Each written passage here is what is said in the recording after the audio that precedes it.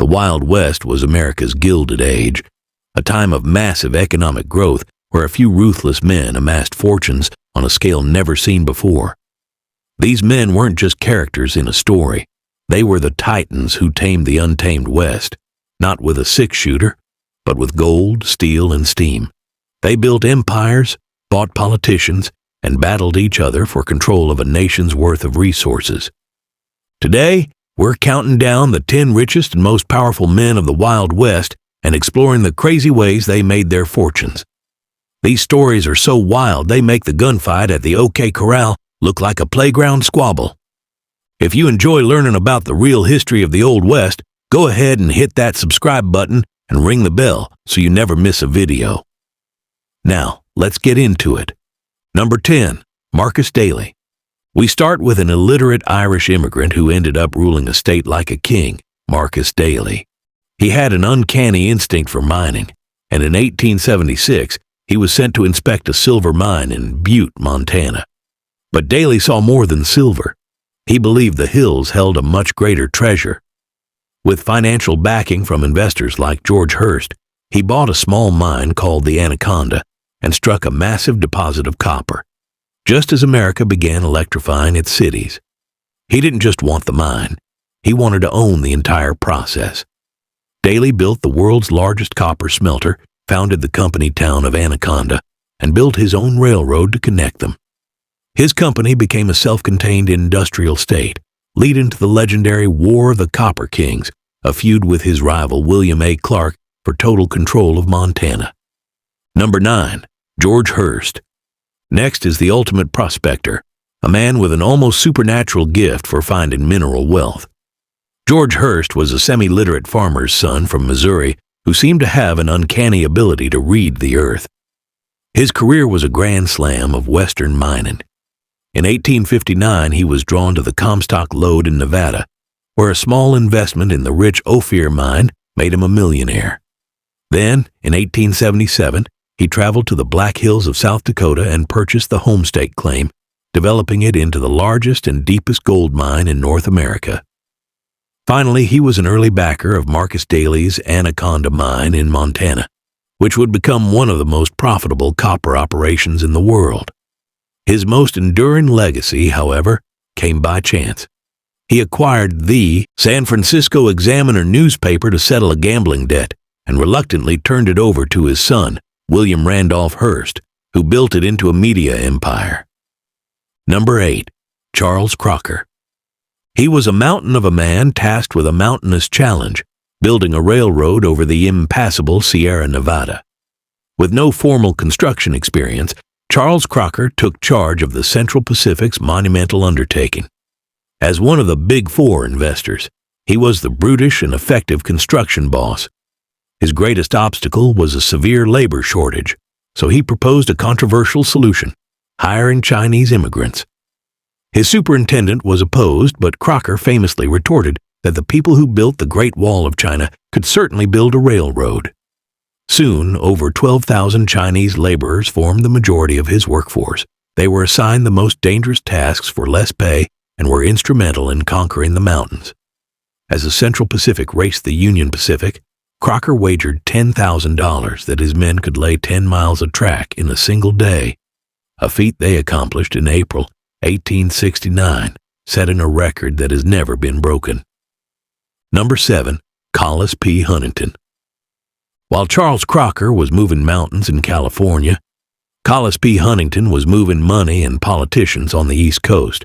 He was the cold, calculating, and largely invisible engine of the Central Pacific Railroad. From New York and Washington, D.C., he directed the entire operation with a ruthless and unsentimental business acumen. As one of the Big Four, Huntington became the railroad's financier and chief political lobbyist. He was a master of buying influence, generously donating to political campaigns to ensure favorable legislation passed. His tactics were relentless. He maintained a spy network to monitor the competing Union Pacific Railroad, using the intelligence to outmaneuver them. When Congress launched an investigation into the railroad's finances, Huntington coolly informed them that the relevant account books had been conveniently destroyed. He was a puppet master who proved fortunes were forged not just with dynamite, but with backroom deals. Number 6. James G. Fair. Every great story needs a villain, and on the Comstock Lode, that role was masterfully played by James G. Fair. Nicknamed Slippery Jim, he was the undisputed mining genius whose technical expertise was key to locating the Big Bonanza, the richest silver strike in history. Yet his brilliance was overshadowed by his cunning tactics and a scandalous personal life that made him one of the most despised figures of the Wild West. Fair was the technical mastermind behind the discovery of the Big Bonanza in 1873, but his methods earned him his nickname. One famous story tells of him ordering his miners to smoke underground, a flagrant violation of safety rules. When they followed his lead, he had them all fired for breaking the rules he himself had just flouted. His immense wealth brought him a life of heavy drinking and extramarital affairs, leading to a sensational divorce that cost him a then-record settlement of nearly $5 million. Number 5. Leland Stanford. Leland Stanford was a stately, respectable face of the most powerful corporate entity in the West. As a governor of California, a U.S. senator, and president of the Central Pacific Railroad, he was the man who drove the ceremonial Golden Spike to unite the nation by rail. Yet behind this facade was a shrewd robber baron who leveraged his political power to funnel public money into his private enterprise. As one of the Big Four, Stanford was the group's public face and political operator. In 1861, he was elected governor of California and president of the Central Pacific. His position as governor was invaluable, allowing him to steer state resources and support directly to his railroad. The Big Four perfected a system of awarding lucrative government-funded construction contracts to a separate company owned by themselves, making them all fabulously rich. After the death of his only son, Stanford and his wife used their fortune to establish Leland Stanford Jr. University in his memory. Number 4. John W. Mckay. In an age of reviled robber barons, John W. Mckay stands as a remarkable exception. He was the ultimate American dream, a penniless Irish immigrant who rose to become one of the wealthiest men in the world through hard work and fair dealing. Arriving in Virginia City with nothing, Mckay started as a common miner. His work ethic was legendary. He worked double shifts, taking his pay in small shares of mine ownership. This allowed him to form the Bonanza firm with 3 partners. In 1873, they struck the Big Bonanza, the most concentrated mineral deposit ever discovered. Unlike his contemporaries, Mckay was known for his modesty and fair treatment of workers, refusing to cut wages when other mine owners did. He then took his fortune and challenged the powerful Western Union monopoly, founding his own cable company to make global communication affordable for all. Number 3. James J. Hill. He was known as the Empire Builder, a railroad tycoon who stood apart from his peers. While rivals feasted on government handouts, James J. Hill built his Great Northern Railway without the federal land grants that enriched others. He was a model of efficiency, but he was also a ruthless competitor.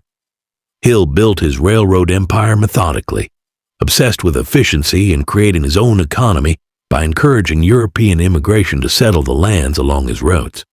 But his rivalry with E. H. Harriman of the Union Pacific was legendary. In 1909, while both men were racing to build rail lines through Oregon's narrow Deschutes Canyon, the competition turned violent. Their construction crews engaged in open sabotage, setting off dynamite blasts to destroy each other's work. James J. Hill was a master of both prudent construction and brutal competition, showing the line between visionary and warrior was remarkably thin. Number 2.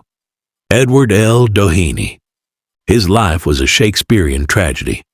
A penniless prospector, Edward Dhaney rose to become, for a time, richer than John D. Rockefeller, only to see his empire tainted by scandal and his family legacy destroyed. In 1892, broke in Los Angeles, Dhaney's fortune turned when he saw a wagon with tar on its wheels. He discovered the source and, using a sharpened eucalyptus trunk as a drill, brought in the first well of the massive Los Angeles City oil field.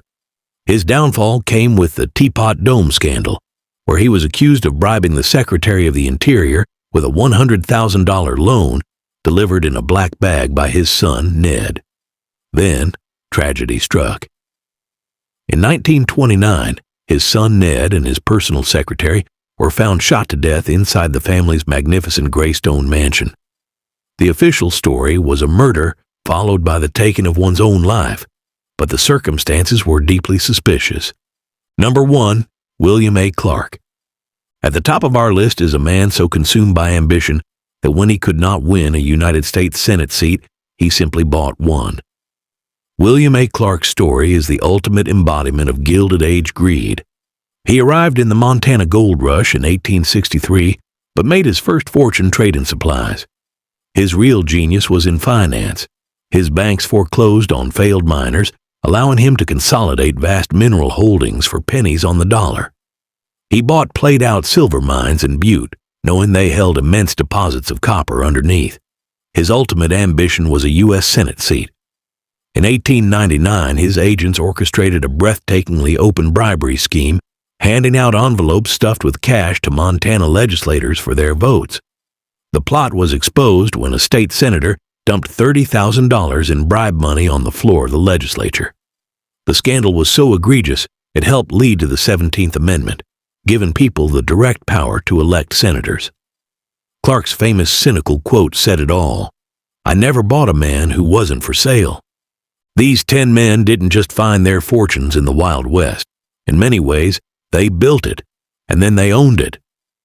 They replaced the chaos of the frontier with a new, ruthless order of corporate power that would define the American West for the next century. What do you think? Which of these stories did you find the most shocking? Let us know in the comments below. And don't forget to like this video and subscribe for more hidden history of the American West. Thanks for watching.